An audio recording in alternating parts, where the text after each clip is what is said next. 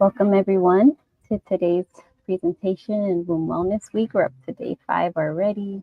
And today we are joined by our sister Mona Haydar, and we're going to talk about sacred menstruation. If you have not yet met Sister Mona, she is an artist, a poet, a rapper, a God enthusiast, and she also serves women in chaplaincy as well as sharing her art through performance and workshops and stages. So we're really excited to have you here, Sister Mana. Assalamu alaikum. Walaikum salam wa rahmatullahi wa barakatuh. It's good to be with you. Alhamdulillah. So glad to be with you today, and really I really love how you talk about menstruation. You talk about menstruation as a gift, as a means of connecting to God. And for many people, this is a totally strange concept, or they never heard of it before. Maybe they've gotten accustomed to worshiping God in spite of their period and not through their period. Can you kind of flesh that out for us? How can we approach, or how do you see menstruation as a way of connecting to Allah? Bismillah ar-Rahman ar-Rahim. Allahumma salli ala Sayyidina Muhammad wa ala alihi wa sahbihi ajma'in. The word hayd in Arabic is really beautiful.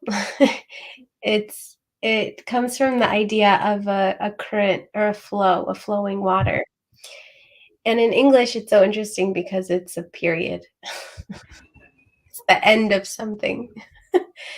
Whereas in Arabic, it's something that's moving with life. And so for me, everything starts with the Quran.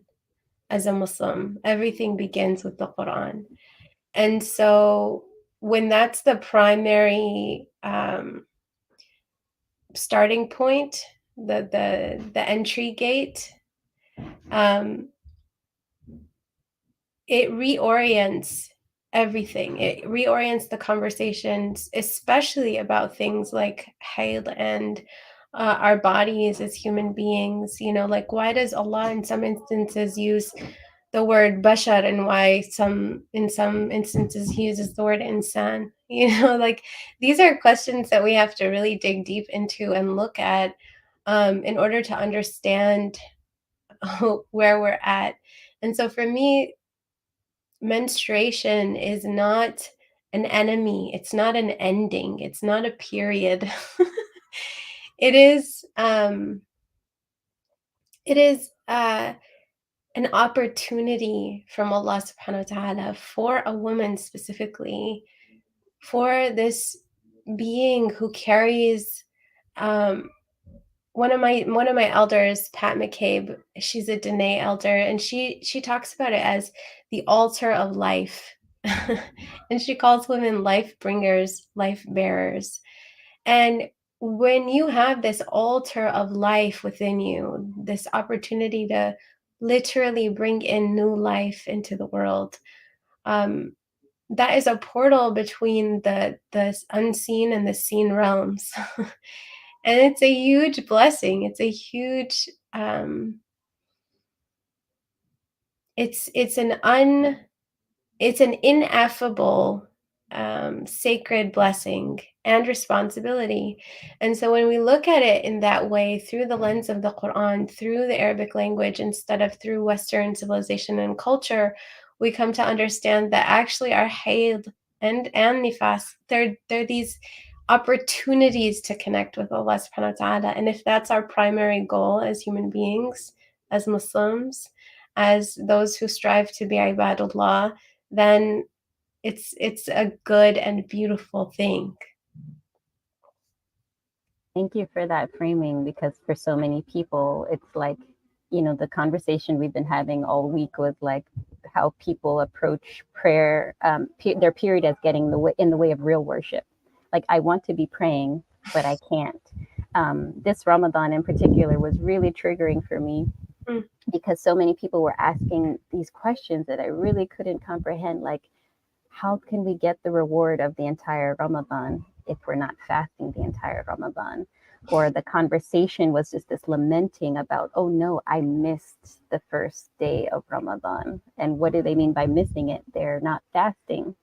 And I just see so little regard for us actually being in a state of worship as opposed to doing outward acts of worship. And so, if you're looking at it from that lens, people are literally saying women get the shorthand, like we're getting the unfair, dealt an unfair hand, that men get to do this and we have to do, like, go through that. And I was like, if you only knew, what Allah placed inside of you is so tremendously just vast, and such a sacred treasure, such an amana to really hold and be responsible for. So, I think that reframing is just so significant and so important. That I love that etymology. I didn't know where the origin of Hayd comes from. So it really does lend itself to this idea of being in flow, being a part of nature, cycling through different stages and phases. So thank you for that explanation. So we know that our menstrual cycles directly impact our fertility, but fertility is more than just the ability to conceive. It's really this vitality, or this lushness from which things can grow, from which things can be brought forth. And so I'm really curious to hear from you how, in your life as an artist and as a creative, how does your menstrual cycle impact your creative process? I want to answer this question, but I have to go back to something you said about the complaining that happens during Ramadan and things like that. Because I remember that growing up, we often felt like it's not fair. We don't get to, and often women will miss the last 10 days, or some of the last 10 days, or they'll miss the beginning and they feel like they can never catch up again. And it's really interesting because when you heal your understanding of who Allah is, when you have a solid grounding in Aqidah, in who and what Allah is, then you can never imagine, you can never believe that Allah would put you, the one who chose his names Ar-Rahman, Ar-Rahim, to be called by. These are names that contain literally the word rahim, rahma. Um, you cannot continue with the false belief that Allah would do you like that. Allah would not. Allah does not treat us that way. Allah does not keep us from the blessings. And so for me, it's always important to explain, especially to young women, and to reframe the conversation to a Quranic one, and to say that Allah chose this for you, and therefore it is good. You had no say in it. And so, for instance, there's the concept of tahara in Islam, the purity or cleanliness. And tahara, I don't have a background in fiqh, okay? So this is you can speak to sheikhas and ustadas about things like this, but for me it's the language of a thing, that's really interesting and exciting. And of course, I've read I've studied and read the fiqh, but I don't have ijazas in it. And so you can take what I say as just from me and not from the scholars and the teachers. But this idea of tahara um, is fascinating because Allah is not keeping you from purity of heart, which is actually the only thing Allah wants from you. Allah only wants from you qalb salim, a purified heart, a heart in a state of peace. And so when you're working on your relationship with God, you have to heal whatever it is that's keeping you from having a heart that's at peace. And if that's your relationship with your womb and your period, and that's keeping you from having a heart that's at peace, then you have to heal that. And that's a primary that has to be a primary thing for any woman who's struggling with loving herself and loving Allah through something that He chose for her. So the idea of tahara is not necessarily one of just like, oh, I can't enter into the state of physical prayer. And so I enter into the state instead of spiritual prayer. of a clean heart, even if I can't enter into ritual purity. And Allah loves those who purify themselves. Allah yuhibbul tahirin. And so Allah loves those who are purified, those who purify themselves. And we do that through the physical, but of course always through the spiritual as well. And so istighfar and salah an nabi and all of those things are so important when we're talking about tahara. And I don't hear that being incorporated into the conversation at all. And so I say to all women and all girls who feel like they're getting the short end of the stick that this is, you get both. You get the internal and the external. Allah is calling upon you to do the internal work in that time. And so take that opportunity, take that invitation as a literal invitation from your Lord to go deep into the heart and to do that work there. And for me, to answer your actual question, as an artist and as a creative person, I find that when I am menstruating, that Allah opens things that were previously closed. And that's true physically, but it's also true in the heart, that I'll be reciting the Quran that I have memorized, and something will strike me differently because I'm in a different state. Um, and it's really important to be constantly in a state of dhikr when you're menstruating, because it there's this idea that you stop praying, but actually, and I say this, and I have gotten a lot of pushback about this idea, but I actually believe that hayd and the state after, in which you have a baby, nifas, that you are being compelled by God without choice. Allah is Al-Jabbar. He has Jabr. You are being compelled by Al-Jabbar into this state. And so it must be good. It is therefore good. And we know that all of the affair of the believer is good. And so if we start from that point, then we know that if Al-Jabbar is causing my body to do this, then it's for him and for nothing else. And just that alone makes it worship. Just that understanding, just that intention, even if you do nothing else, makes it worship. By witnessing the name of Allah, Ar-Rahman, Ar-Rahim, Al-Jabbar, it makes that experience a state of worship. And so for me, I try to take advantage. I do rest more. I do take care of my body in ways that I don't at other times of the month. But I do notice that my writing changes. My, different channels open up, and that's just a reality. It's just a truth. And there are even funny things that happen during that time, of like I mentioned before, you read an ayah 1,000 times, 1,000,000 times every night before you go to bed, or every morning when you wake up, and suddenly the first day of your cycle, it hits you different, and you're like, whoa, like, how did I never ever hear that before? It's because you were never in that state with Allah before. You were never in that moment with Allah in that way before.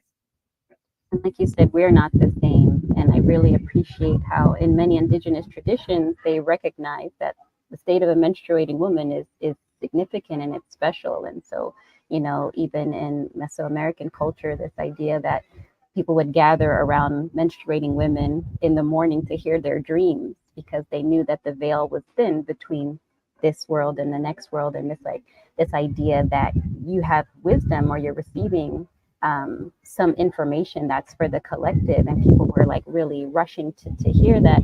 And I think it's so beautiful, but it does really align physiologically and just experientially many women will note very vivid dreams when they're menstruating, right? There's a vividness. And then, even physiologically, the way your brain chemistry shifts, the way your hormones adjust, your cross brain communication is very strong, which makes neither the right side of your or the left side of your brain really dominant. So Wow.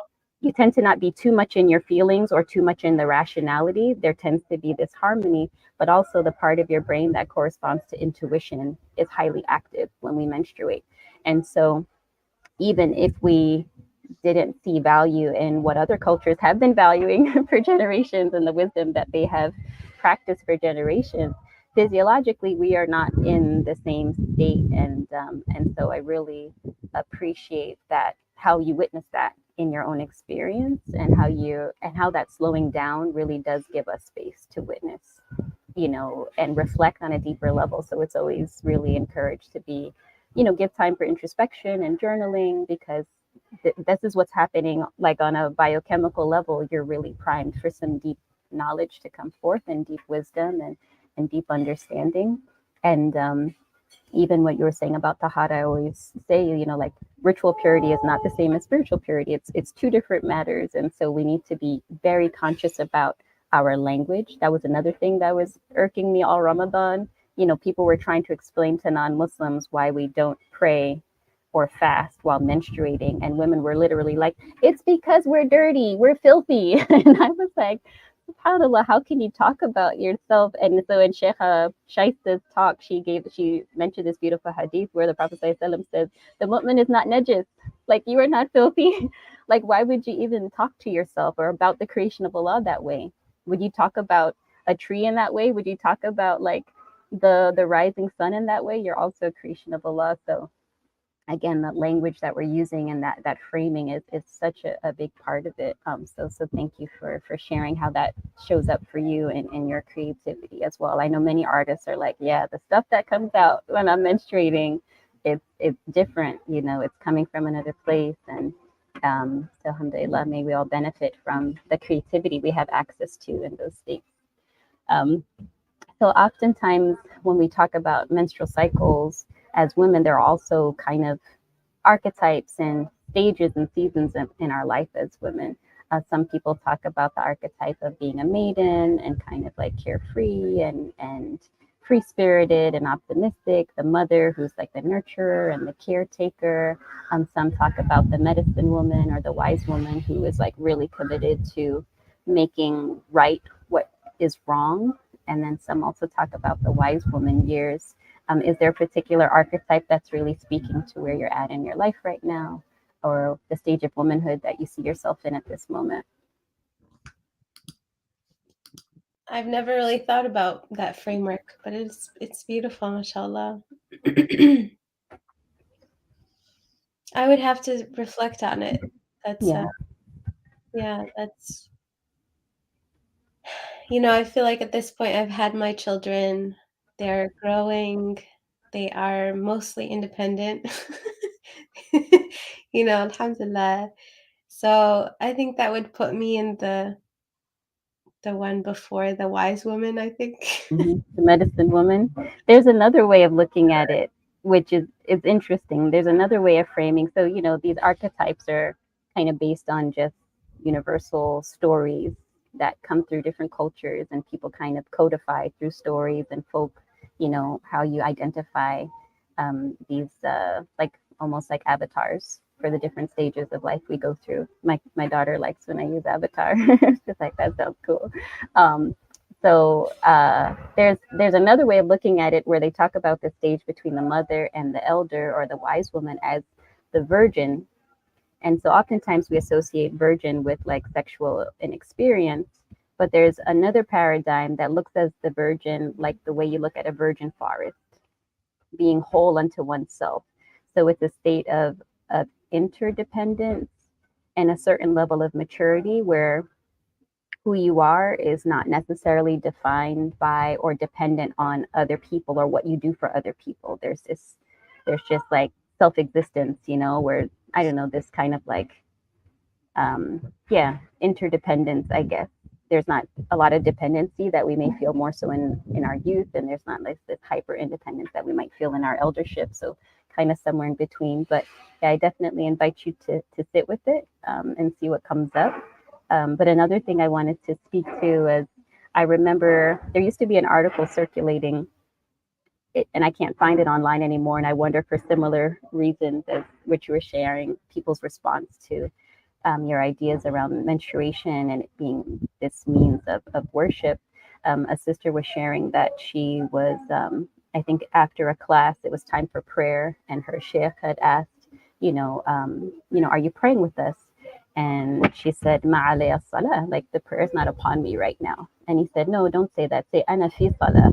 Say I'm in the prayer, because there's a hadith that narrates when you leave one prayer and you're in a state of longing for the next prayer, it's as if you've never stopped praying.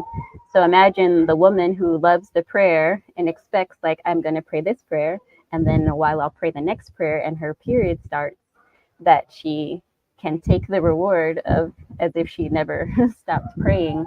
Allah. Um, so I really love that. I love how people are very consciously choosing different language. So saying ana fi salah instead of saying, like, oh, ana fi ijaza, like when people would say it's I'm on holiday, or like they're on a vacation of some sort when they're menstruating. And I also appreciate how Sheikh Tamara is also playing with this language of dhikr week. A lot of people in her community, when they're menstruating, are like, oh, it's my dhikr week. And I'm hearing it more and more in the populace, like, oh, yeah, it's my dhikr week. It's my dhikr week. So I really love how we're intentionally using language. Are there any other ways that you're using language in how you talk about your period to yourself, with yourself, and to the young women that you work with, to help bring in this idea and this reclaiming of language and power of menstruation? Yeah, just being a lover of language in general. The language of the Quran is precise. It is exact. It is exactly what Allah meant all the time. And so Allah never calls hayd najasa. That doesn't happen. And so that idea, we just need to remove it from our cultural awareness, from our texts, from our it doesn't exist in the Quran, and therefore it should not exist on our tongues, and in our hearts, because it is so damaging. Um, and until we do that work of like prioritizing the Quran first and foremost before anything else, um, we're going to continue these like strange and problematic conversations that don't need to happen. And it's it's just such a waste of time. um Rasulullah sallallahu alaihi wasallam, he was the walking Quran, and when a young girl bled for the first time, and he noticed that they were riding on this same riding animal. You know this hadith. All women should know this hadith. Mm-hmm. It's so incredible that, he gifted her a necklace, and he showed her how to clean herself, and he didn't shame her, and he didn't tell her, this is najis, you are najis. It was a beautiful engagement. It was a beautiful interaction. And we should have that level of relationality, not just with our periods, not just with our but with our bodies in general, that these are God created bodies that do things that God himself created them to do. And so therefore we honor them, not as an ends themselves, but as signs from Allah Ta'ala that we are on a journey back to him through these bodies, with these bodies, utilizing these bodies.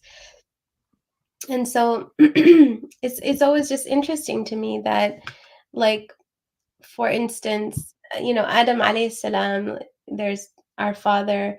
And then there's his wife, his partner Hawa, and Allah created her from him. And then what happened? From that point on, humans are created through a womb. Ever since then, it's the only way that we come into the world is through a womb. Even Sayyidina Isa, still Allah created him through a womb. Allah chose not to do away with the male part, but the womb was still central, right? And so when we reconnect to these ideas and these concepts, it's like this becomes joyful.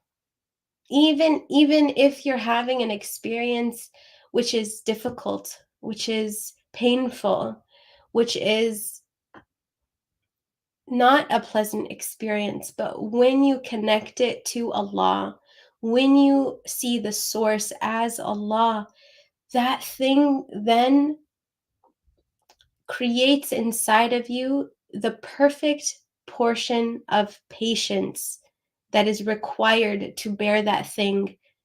Not just bear it, but bear it beautifully.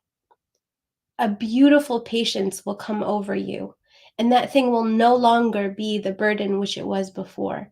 And that's how we heal. That's how we come to heal all of these problems and these made up understandings. And so we have to do away with our Western conception of what our bodies are. The idea of najasa and where that comes from is actually from the Jewish community, where women have to stay away from their partners in a different space. Sometimes they're not even allowed to touch, including the week after. And there's a big warning in the Quran about the sort of the way that transpired for their community and how it actually became a tribulation. And we need to go back to the Quran. We need to go back, return to the Quran and say, well, what does Allah say about this? Because if we know that, then there's no argument. There's no space for back and forth conversation, because there are people who understand the Quran. There are people who speak the language of the Quran. There are people who receive the Quran as a fresh remembrance all day long, every single day. The Quran is always being revealed. And that's why Allah says, فَاسْأَلُوا أَهْلَ الذِّكْرِ. If you don't know, go ask the people of dhikr. And so once we return back to the Quran and the people of dhikr, all of this stuff is just going to melt away. It's like, it's just going to melt away. Like, it's not even going to be a conversation anymore. And I feel very grateful for people like you and so many women online who are doing this very important work of reintroducing our own tradition to us in healthy and positive ways. It's so needed, because you just see how little people think of their own self-worth, and how little they value what they bring to all of creation. Like, we need you, and we need you well. And I've been really, for as long as I've been working with women, I've just been really deeply, like, what keeps resonating with me is that when women are well, the world is well, and a big part of our wellness comes from being well in our wombs, and really recognizing and seeing the power, the the the power that it offers, the mirror that it offers, because the period is a really potent and powerful mirror that can be really hard to confront. It tells us a lot about how we're caring or not caring for ourselves. It tells us about how we're feeding or not feeding ourselves, how we are or are not setting appropriate boundaries in our lives and in our relationships, how we're resting or not resting. And I think that's the hard part for people to really sit with the responsibility. Yes, you were gifted with a womb, but there's also responsibility. How do you care for that womb? We can't be negligent of our wombs and then mad at Allah that our periods are crazy. Like we have to step into responsibility and know that we are, yeah, we have capacity, we have agency to shift the way we experience our bodies, and to treat our wombs as every other part. I always hear people, I'm really healthy, and they tell me all of these healthy things they do, but their periods are crazy. And so, like, well, what is your period telling you? Is it not a part of your health? Because men don't have it, so we don't have a metric for what a healthy period is. But we have a metric, and we know when our periods are healthy, right? But if our doctors are telling us, no, it's fine, that's normal, we question what we already know. We know it's not normal to be crazy every month. We know it's not normal to be passing out. But somehow our doctors kind of, not my doctor, but doctors bait us into, accepting our state as normal because they don't have answers or they don't have solutions. And so, it's really our work to reclaim that. And so I just want to end with one idea, and I'd love to hear how it sits with you. So it's commonly circulated. I don't have an actual source, but there's an Indigenous American saying that when a girl first bleeds, she meets her power. And every month that she bleeds, she practices her power. And then when she no longer bleeds, she becomes her power. Um, do you have any conscious memory of seeing or feeling the power of your period, like that first initiation? Or is there anything about that statement that really resonates with you? There's a lot. and I won't yeah, it's so personal. I think all women have that story that connects us to every single other woman through all of time and space. And it's such a powerful experience. And when we gather and we sit around in circles, that's often the conversation. What was it like for you? And then, of course, when we have children, the birth stories come too, and that the postpartum stories come, and then it's so interesting that this is one of the most primal ways women connect is through the stories of our wombs. Yeah, and yeah, for me, I think I'm feeling shy, so I think it's better if I just respect that and trust that. But my teacher, Imam Fode Jame Hafidhullah, he talks about it through the Quranic lens, of course, and he talks about it as hafizat lil ghaib, the protectors or the keepers of the unseen. And so women as keepers of the unseen realm within their bodies, as portals, that's a big story. That's a big deal. And if we just teach our daughters that, if we just sit with them and teach them that they are a sacred means for Allah to bring in and usher in new life into this world, and that they are hafilat lil ghaib, the keepers of the unseen. That status, that rank, that station is just incredibly beautiful. And that ayah is so misunderstood. It's so misinterpreted. الرجال قوامون على النساء, that men, are overpowerers over women. And it's actually that men need to stand up and protect women because they are these hafilat lil ghaib. That they must rise, literally, qawwamuna, they must rise to the occasion of protecting women folk because they are these vessels by which Allah Himself chose to bring in every single new soul that has ever entered the world after our mother and father Adam and Hawa. And so that for me, like once we start talking about it that way, once we start teaching it that way, then it's all gonna be good. It's all good. Alhamdulillah. That's power. We That's just need, power right there. we just need to return to the Quran. Yeah. Yeah. Thank you. Thank you for sharing that. I think for me, yeah, that's definitely that glimpse of what that power is, and I feel like every cycle is an opportunity for us to better understand our power, better understand what we are protecting and what we are giving, what we're receiving, what we're releasing, what we're shedding.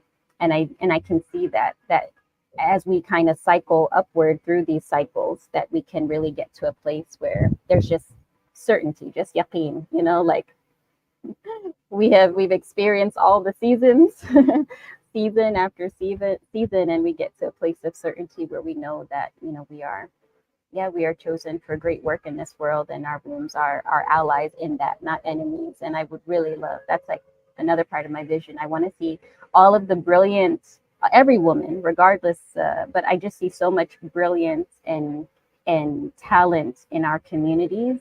And I'm just like, no, just throw some period power on that. Like, imagine you're not down for a week every month, not because of choosing. Like, I'm all about choosing rest because that's an important part of having a healthy period, but imagine that you're still engaging with your purpose meaningfully while you're menstruating, and you're like in that deep space with it. It's not like I'm going, and I'm down and I'm out and I'm mad and I'm frustrated and I'm cursing the fact that I'm a woman and then I get back on the horse. Just imagine like we can keep working towards our vision in the world, our purpose, and recognize the part of our work that is the resting, that is the reflecting, that is the creating, and the potentizing of our vision and what we need to do in the world. So thank you for sharing in that vision with us, and sharing your thoughts. Are there any creative projects you're working on right now that you'd like to share?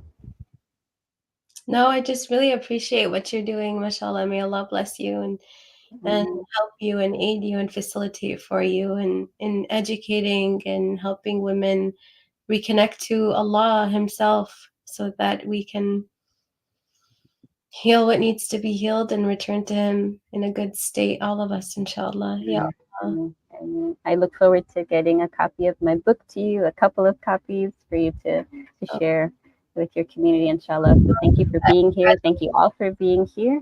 And inshallah, we will be in connection and community, and keep these thoughts and conversations going in our respective spaces and places. So thank you again, Jazakallah khair. And until next time, Assalamu alaikum wa rahmatullahi wa barakatuh. Alaikum salam.